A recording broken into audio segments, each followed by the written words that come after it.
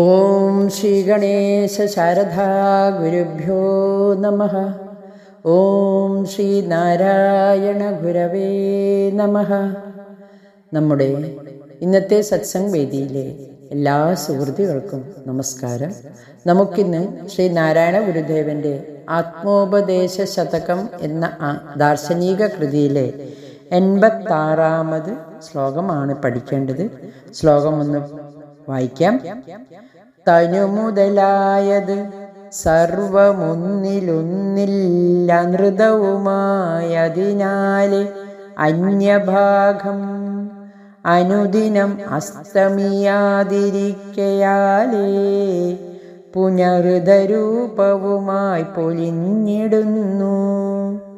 തനു മുതലായത് സർവം ഒന്നിലൊന്നില്ല അനൃതവുമായതിനാൽ അന്യഭാഗം അനുദിനം അസ്തമിയാതിരിക്കയാലേ പുനരുദരൂപവുമായി പൊലിഞ്ഞിടുന്നു. ശരീരം, തനു എന്ന് പറഞ്ഞ ശരീരം മുതലായ സർവവും ഒന്നിനൊന്ന് വ്യത്യസ്തവും അസത്യവുമാണ്. അതിനാൽ ഒരിക്കലും നശിക്കാതെ ആത്മാവ് പിന്നെയും സത്യസ്വരൂപമായി പ്രകാശിക്കുന്നു. ഇതാണ് ഇതിൻ്റെ സൂക്ഷ്മഭാഗം, സൂക്ഷ്മസാരം.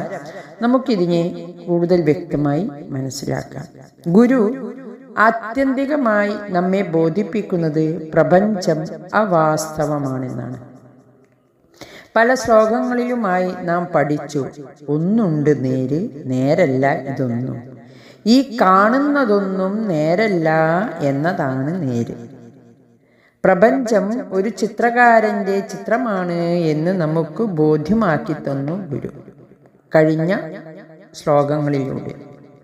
തനു മുതലായ സർവവും ഒന്നിലൊന്നില്ല. തനു ശരീരം മുതലായത് ഒന്നിലൊന്നില്ല, ഓരോന്നും വ്യത്യസ്തമാണ്. പ്രപഞ്ചത്തിൽ കാണുന്ന സകല ശരീരങ്ങളും ഒന്നിനൊന്ന് വ്യത്യസ്തമാണ്. മനുഷ്യന് മനുഷ്യൻ്റെ ശരീരം, മൃഗങ്ങൾക്ക് മൃഗങ്ങളുടെ ശരീരം, സസ്യങ്ങൾക്ക് സസ്യങ്ങളുടെ ശരീരം. ഒന്നിലൊന്നില്ല, ഒരുപോലെ ഒന്നില്ല, എല്ലാം വ്യത്യസ്തമാണ്.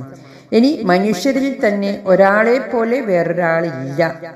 ഇരട്ടകൾ പോലും വ്യത്യസ്തങ്ങളാണ്. ഞാൻ പഠിപ്പിക്കുന്ന ക്ലാസ്സിൽ 3 കുട്ടികൾ ഒന്നിച്ച് ജനിച്ചവരാണ്. 2-3 മിനിറ്റിൻ്റെ വ്യത്യാസത്തിൽ ജനിച്ചവരാണ്. ഒരു ആൺകുട്ടിയും 2 പെൺകുട്ടിയും. 3 പേരും ബുദ്ധിയിലും കാണുന്നതിലും ശാരീരികമായും ബുദ്ധിപരമായും മാനസികമായും വ്യത്യസ്തരായിട്ടാണ് കാണുന്നത്. കാണുമ്പോൾ മനുഷ്യപ്രകൃതി ഘടനയിലൊന്നാണ്, പക്ഷേ ഒന്നിനൊന്ന് വ്യത്യസ്തമാണ്. ഘടനയിൽ എല്ലാവർക്കും 2 കണ്ണ്, 2 ചെവി, 1 മൂക്ക്, പല്ലുകളുടെ എണ്ണം ഒരുപോലെയാണ്, എല്ലുകളുടെ എണ്ണം ഒരുപോലെയാണ്. ഒന്നിനൊന്ന്, പക്ഷേ എല്ലാം ഒന്നിനൊന്ന് കാണുമ്പോൾ വ്യത്യസ്തമാണ്. സൃഷ്ടി വളരെ സൂക്ഷ്മമാണ്. തനു മുതലായത് സർവം ഒന്നിലൊന്നില്ല. അസംഖ്യം ഇനങ്ങൾ നിറഞ്ഞതാണ് ഈ ലോകം. എന്നാൽ ഓരോ ഇനവും വ്യത്യസ്തമാണ്. സർവം ഒന്നിലൊന്നില്ല. പ്രപഞ്ചത്തിലെ സകലതും വൈവിധ്യമാർന്നതാണ്. എല്ലാറ്റിനും അതിൻ്റേതായ ആവശ്യകതയുണ്ട്. മനോവൈകല്യമുള്ള മനുഷ്യരും സൃഷ്ടിയുടെ ആവശ്യമാണ്. ആവശ്യമില്ലാതെ ഒന്നും നമ്മുടെ ശരീരത്തിലോ ഈ പ്രപഞ്ചത്തിലോ ഇല്ല. സൃഷ്ടിയുടെ മഹത്വമാണിത്. വ്യത്യസ്തത സൃഷ്ടിയുടെ മഹത്വമാണ്. പ്രപഞ്ചത്തിൽ ഒന്നുപോലെ ഒന്നില്ല. വൈവിധ്യമാണ് പ്രപഞ്ചം. വൈവിധ്യമാണ് പ്രപഞ്ചത്തെ സജീവമായി നിലനിർത്തുന്നത്. അതിനാൽ ഈ മായാജാലത്തിൽപ്പെട്ട് നാം പ്രപഞ്ചത്തിൻ്റെ ആന്തരിക രഹസ്യം തിരിച്ചറിയുന്നില്ല. അതുകൊണ്ട് പ്രപഞ്ചാതീതമാകാൻ നമുക്ക് പറ്റുന്നില്ല. എന്നാൽ ഗുരു പ്രപഞ്ചാതീതമായി പ്രപഞ്ചരഹസ്യം തിരിച്ചറിഞ്ഞു. അനൃതവുമായി അതിനാലേ അന്യഭാഗം അനുദിനം അസ്തമയാതിരിക്കയാലേ പുനരുദരൂപവുമായി പൊലിഞ്ഞിടുന്നു. ശരീരം മുതലായവ ഓരോന്നും വ്യത്യസ്തമാണെന്ന് നാം മനസ്സിലാക്കി. അനേക കോടി ഇനത്തിൽ ഓരോന്നും വ്യത്യസ്തമാണ്. ശരീരവിന്യാസം വ്യത്യസ്തമാണ്. ഇനി അനൃതവുമായി അതിനാലേ, അനൃതം ഇത് അവാസ്തവമാണ്, സത്യമല്ല. വ്യത്യസ്തം മാത്രമല്ല, അസത്യവുമാണ്. അസത്യമാണ് ഈ വ്യത്യസ്തത എന്ന് ഗുരു ബോധിപ്പിക്കുന്നു. ഓരോ പൂവിനെയും നോക്കൂ, എത്ര വ്യത്യസ്തമായ പൂക്കളാണുള്ളത്. നാം ഇതൊക്കെ പ്രകീർത്തിക്കുമ്പോൾ ഇതെല്ലാം അവാസ്തവമാണെന്ന് ഗുരു തിരിച്ചറിയുന്നു.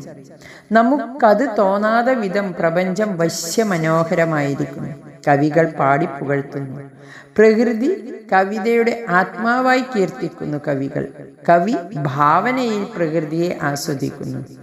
എന്നാൽ ഗുരുവിനെ പോലെയുള്ള ദാർശനികന്മാർ പ്രപഞ്ചാതീതമായ സത്യത്തെ അറിയുന്നു.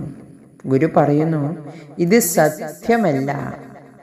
വൈവിധ്യങ്ങൾ നമ്മെ ഭ്രമിപ്പിക്കുന്നു. സത്യത്തിൻ്റെ മുഖം പൊൻപാത്രം കൊണ്ട് മൂടി വെച്ചിരിക്കുന്നു. പൊൻപാത്ര ശോഭയിൽ, പ്രപഞ്ച മനോഹാരിതയിൽ നാം ഭ്രമിച്ചിരിക്കുന്നു. വൈവിധ്യമാർന്ന മനോഹരമായ ഈ പ്രപഞ്ചം അവാസ്തവമാണെന്ന് നാം പഠിച്ചു. ഇനി പ്രപഞ്ചത്തിൻ്റെ അന്യഭാഗം, മറുഭാഗം, അകമേ കണ്ടെത്തുന്ന ചേതന, ആത്മഭാഗം, ആന്തരികമായ ഭാവത്തെക്കുറിച്ച് നമുക്ക് പഠിക്കാം. പ്രപഞ്ചത്തിൻ്റെ അന്യഭാഗം, ആന്തരിക ഭാഗം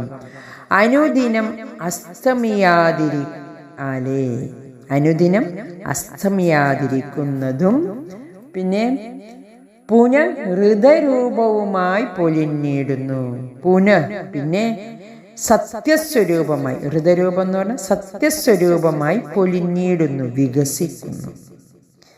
പ്രപഞ്ചത്തിൻ്റെ ആന്തരിക ഭാഗം, ആത്മഭാഗം നിത്യസ്വരൂപമായി വികസിക്കുന്നു, സത്യസ്വരൂപമായി വികസിക്കുന്നു.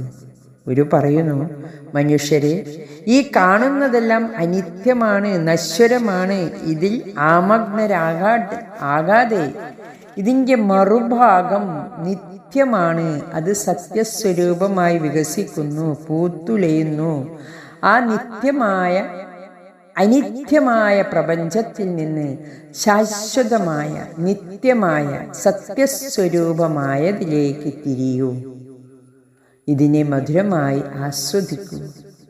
ചേതനയുള്ള, എന്നും ആനന്ദം നൽകുന്ന ഈ ഉൾപ്രപഞ്ചത്തിലേക്ക് തിരിയൂ എന്ന് ഗുരു നമ്മെ ഉദ്ബോധിപ്പിക്കുന്നു. നമ്മുടെ ഉണ്മയെ ആസ്വദിക്കാൻ ഗുരുകൃപയുണ്ടാവട്ടെ. ഹരി ഓം നമഃ ശിവായ.